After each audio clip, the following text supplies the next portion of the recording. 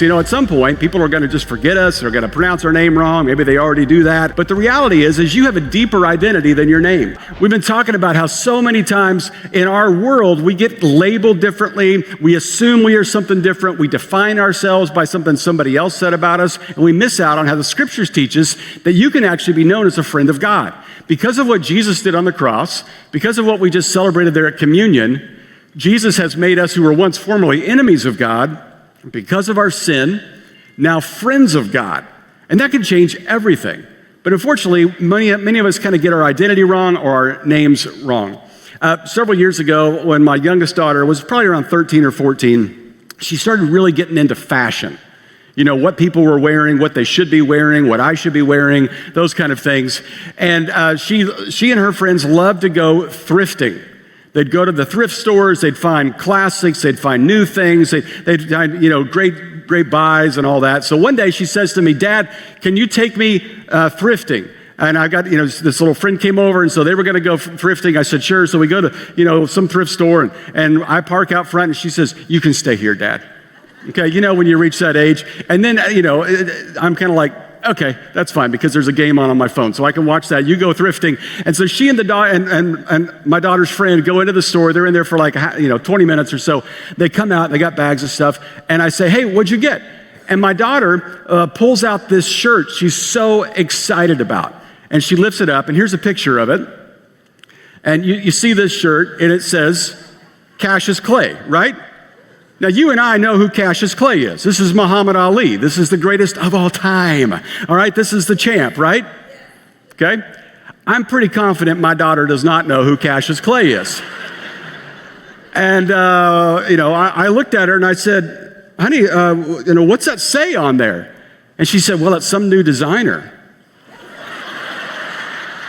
I said, "Really? Who's that?" And she says, and I kid you not, Cassius Lay. I said, "Well, you learn something new every day, don't you, hon?" I mean, that is something to be watching as it's trending now, right?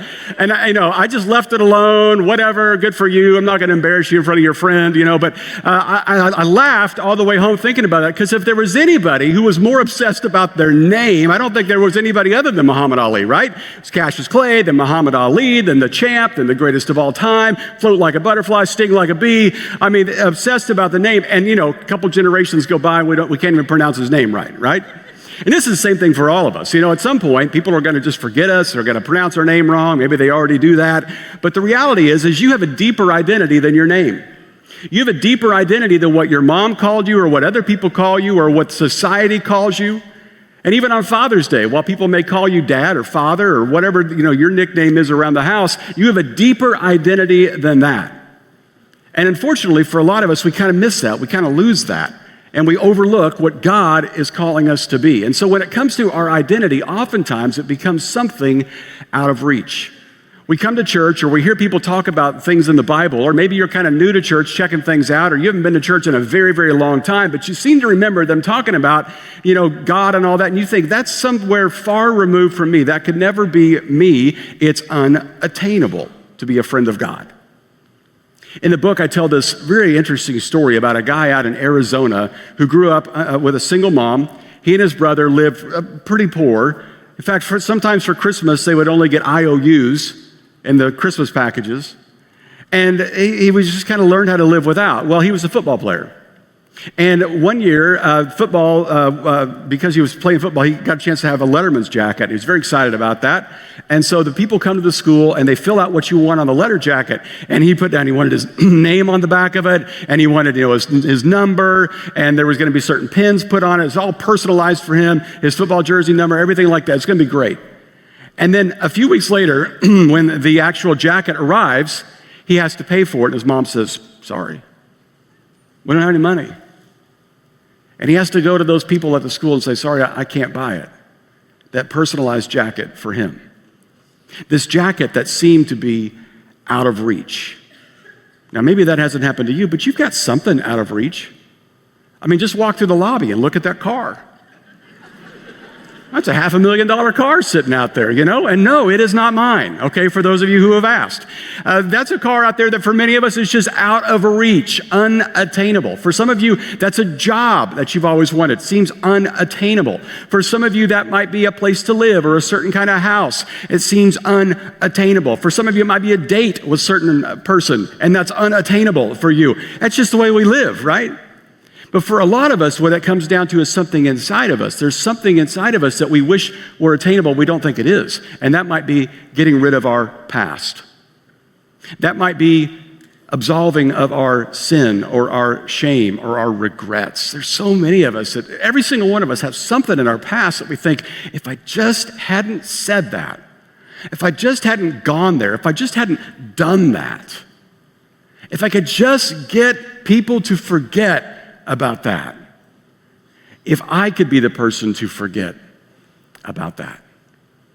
And there's something inside of you and something inside of me that longs to be able to get over something in our past, to be, as the Bible uses this word, forgiven of it. And forgiveness is not a feelings word, it's a banking term. It means to have a debt canceled.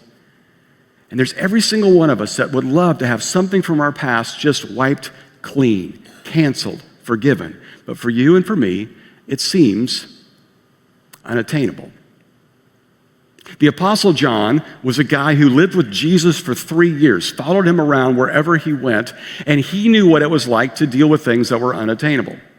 He grew up as a fisherman's kid. And so when you are a fisherman for a living, you go out and you fish, and when you bring it home, then you either eat or you sell it for money or with the fish, and you get money to buy other food and you eat. So if you don't catch any fish, you don't eat. And so John knew what it was like to sometimes go to bed full and sometimes go to bed hungry. Sometimes it was attainable, sometimes it was not. And deeper than physical hunger, he knew spiritual hunger. This guy grew up Jewish, where he lived with this version of God that seemed to be unattainable. God had a list of rules that he could not somehow reach. He could not somehow get over the hump of his goodness and be better than and grow in his faith, because it seemed like there was always more rules to keep up with, and it seemed unattainable. But then he met Jesus. And Jesus seemed to live life with no regrets. Jesus seemed to live life, even though people were rude to him and mean to him and turned on him and eventually crucified him. He seemed to live life without all the baggage everybody else carries with them. He seemed to live life like there was something bigger than what John had discovered. And maybe for you, this day, this Father's Day, you're wondering if that could be true for you. Some of you dads in here are going to get a card that says things about you that you'll think are nice, but you'll in your mind think, that's not true, right? A card that says, greatest dad ever, and you're like, that's nice, but you think, I know I'm not. Or you're the most wonderful dad that's ever been created, and you think, well, that sounds neat, but it's not me. Because you know all the things that are mistakes in your life. You know all the things that are unattainable. And John was the same way, but when he looked at Jesus, he saw something entirely different. And Jesus ends up doing something that provides for John the unattainable, the ability to be absolved of everything from your past. So when John sits down to write letters, he gives us 5 of them. The first one is the big one. That's the biography about Jesus. And then we simply call it the Gospel according to John. And it's 21 chapters of just pure brilliance and goodness, and you got to read it. It's awesome. And then he ends it all with one big letter, which was actually like 7 letters written to these 7 churches, but it's called the Revelation. This is the one they make movies about. And there's all kinds of, 4 horsemen of the apocalypse and fire and brimstone and weird things happening and who's the Antichrist, and some say it's Sam Walton and others say, I don't know. It's just weird stuff out there, okay? And I'm not saying that because I love Walmart. But anyway, but then in between, he writes 3 little letters to churches that we creatively named 1 John, 2 John, and 3 John. And in these letters, he reminds us, let me tell you how Jesus can help you live with no regrets. Let me tell you how Jesus can make up for all the things that you regret in your past. Let me tell you how Jesus can change everything in your life. Take a look at this passage we're going to read from here. And this comes from the first letter of John that's written, 1 John chapter 2. He says this, if anyone does sin, which by the way, that's all of us, we have one who speaks to the Father in our defense. Now stop right there for a second. Think about that. That is like, for those of you that watch crime dramas, and it used to be you would watch like the made-believe ones, like the Matlock and Columbo and Law and Order and all that. Now we just watch true crime, right? We listen to the true crime podcast, or we watch Dateline, which seems to have doubled down on murder. You know, and when my wife's watching Dateline, I get very nervous because she's learning creative ways, right? So anyway, don't drink the sweet tea, guys. There's antifreeze in it. Anyway, that's a whole nother rant. But you need someone to speak up on your behalf, and a defense attorney speaks up on your behalf. They bring in a witness that speaks on your behalf. If you fill out a job application, you provide references to speak on your behalf. And look at this. Who's our defense attorney? We have one who speaks to the Father in our defense, none other than Jesus himself. Jesus Christ, the righteous one, speaks up to your heavenly Father on your defense and says this, I know him. I know her. They're one of mine. And what I did on the cross counts for them.